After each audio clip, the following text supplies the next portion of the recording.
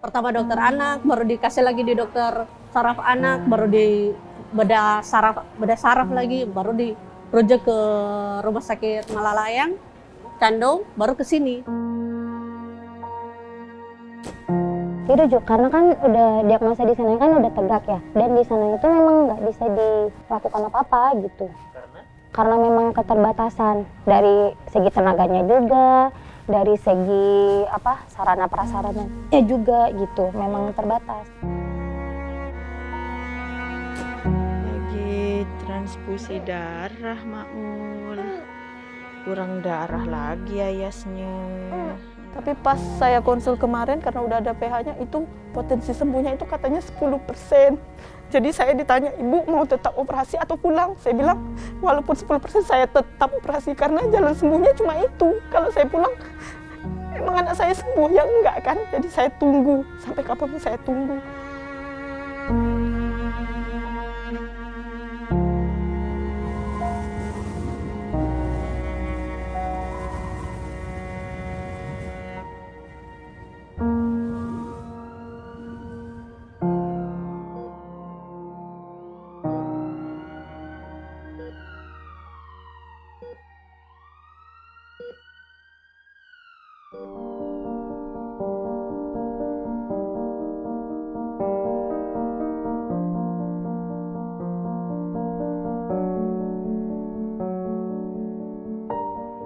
Ini adalah Ibu Terawati Wagyu.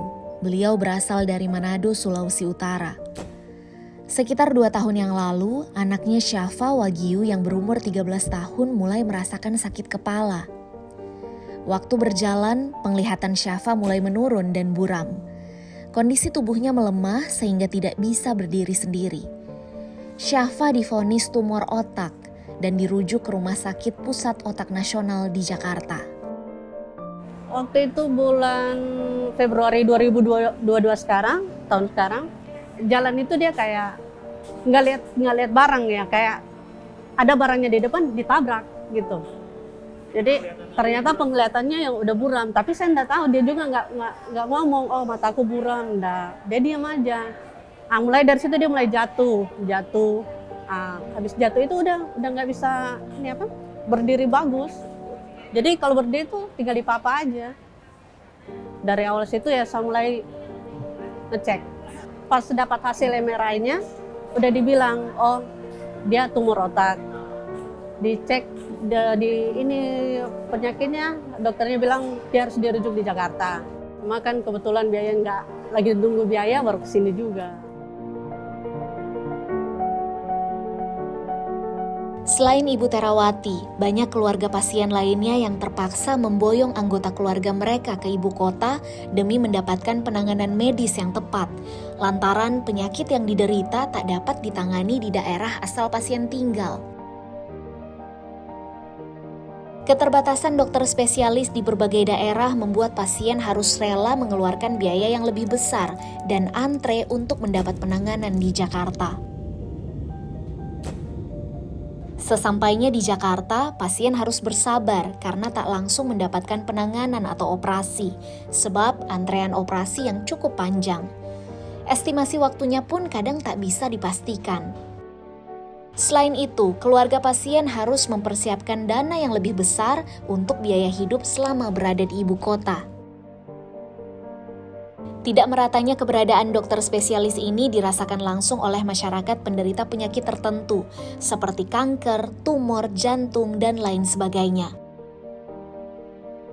Apa daya, harapan untuk memperoleh penanganan cepat pun tak semudah itu dicapai.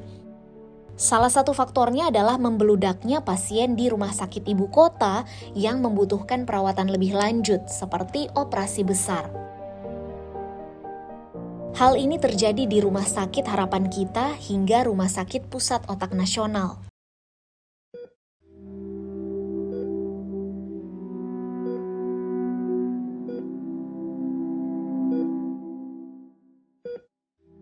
Operasi nggak bisa. Kendala mungkin dokter bedahnya nggak ada.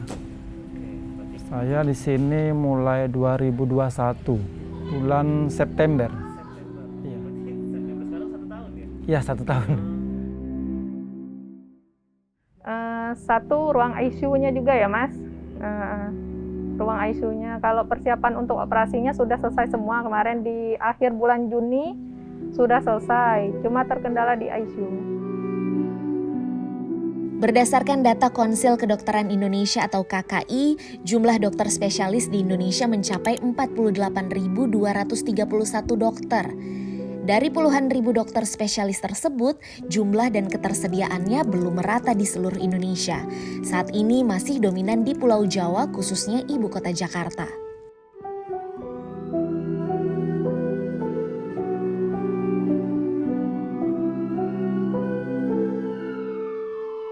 Sebenarnya kalau dibilang nggak mungkin kena operasi besar. Kalau karena lihat kondisi dari dokter itu cukup satu aja kita tutup, dibilang gitu. Dokternya bilang seperti itu? Iya, karena nanti kalau kita operasi besar nanti anaknya nggak sanggup, itu dibilang.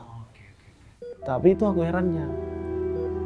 Kami nyampe di Jakarta ini 2 minggu langsung tanganin operasi. Besar? Iya. Persoalan minimnya dokter spesialis di setiap daerah menjadi salah satu faktor terjadinya antrean di rumah sakit ibu kota. Dokter spesialis sendiri terbagi menjadi SP1 dan SP2. Kategori SP1 merupakan dokter spesialis mendasar, sedangkan SP2 merupakan dokter dengan pendalaman yang lebih jauh terkait spesialisasinya. Umumnya dokter spesialis SP1 tersebar di daerah atau di RSUD, sedangkan spesialis SP2 berada di kota-kota besar. Ketika dokter spesialis kategori SP1 menemukan kasus pasien yang membutuhkan penanganan khusus secara mendalam, maka pasien akan dirujuk ke tempat di mana adanya dokter spesialis SP2. Hal ini juga dipengaruhi oleh fasilitas medis yang berada di RS tersebut, sebab fasilitas yang memadai harus diimbangi dengan SDM yang sesuai.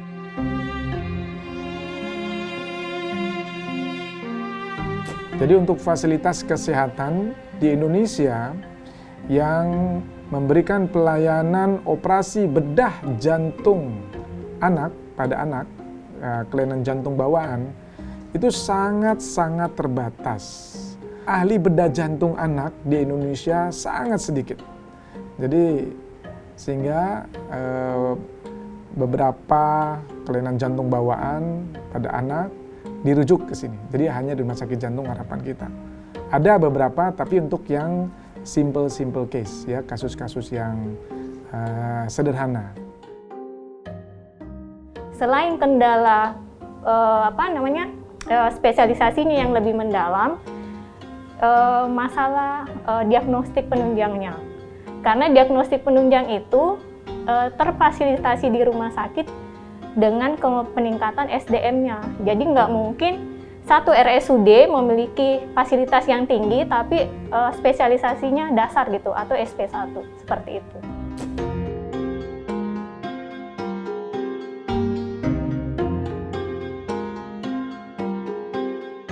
Ya, jadi gap-nya cukup tinggi sekarang. Dokter umum 152.000, dokter spesialis sekitar 48.000. Ya, artinya gap-nya ini hampir 3 kali lipat lah ya, hampir 3 kali lipat ya. Dan ini menurut saya menjadi sebuah hal yang perlu untuk disikapi karena Undang-Undang Dasar 45 menjelaskan pasal 28E bahwa setiap warga negara mempunyai hak untuk mendapatkan kesehatannya. Dan artinya kemampuan daripada daerah untuk mendapatkan kesehatan itu harus sama. Nah, apa yang harus kita dorong ya tadi? Kita harus semakin meningkatkan produksi dokter spesialis sekarang. Yang kita harus konsentrasikan itu. Akses dan pelayanan kesehatan menjadi kebutuhan masyarakat yang perlu difasilitasi baik oleh pemerintah, rumah sakit, dan institusi terkait. Tak hanya di sebagian wilayah, pemerataan dokter spesialis di Indonesia harus benar-benar diperhatikan, sehingga angka korban jiwa akibat pasien yang terlambat diberikan penanganan dapat ditekan. Nah, jadi harapannya bisa jadi satu perhatian gitu dari pemerintah untuk melihat kasus jantung khususnya pada anak yang memang banyak dirujuk ke harapan kita, tapi di sini prosesnya agak lama. Jadi pengennya saya bisa ditingkatkan, kalau bisa operasi jantung itu bisa dilakukan di daerah provinsi masing-masing. Mudah-mudahan nanti ke depannya di Rumah Sakit Bangka ada yang bisa menangani secara langsung penyakit jantung anak ini, jadi nggak mesti harus ke Jakarta. Harapan saya ya disediakanlah fasilitas di rumah sakit masing-masing provinsi lah, karena sakit jantung ya mungkin bukan cuma anak saya dari situ, pasti banyak yang lain. Karena untuk kesininya itu bukan ya susah juga ya, keterbatasannya misalnya ekonomi, biaya kesininya itu susah sebenarnya.